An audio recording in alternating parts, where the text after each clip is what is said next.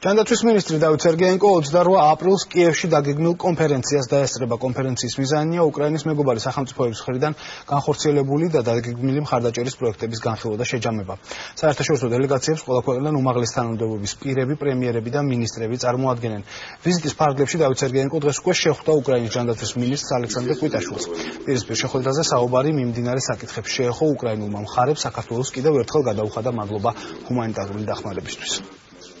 როგორც ადრე, ასევე ახლაც მსამყოფნას გამოვთქვათ, რომ ჰუმანიტარული დახმარების ფარგლებში იქნება ეს მედიკამენტების მიწოდება, იქნება ეს ბავშვების თუ დაჭრილების ჩამოყვანა რეაბილიტაციისთვის, ისევ გავაგრძელოთ თანამშრომლობა. საუბარი თემებს რადგან შეუძლია ქვეყანას საქართველოს დაეხმაროს უკრაინას, იგივე ბავშვების კუნალობით, იგივე მათი გაგზავნით კურორტებზე ზაფხულის განმავლობაში სხვა ტიპის დახმარება ვაქცინებით, რომელიც დღეს არიან მდგომარეობაში უკრაინა.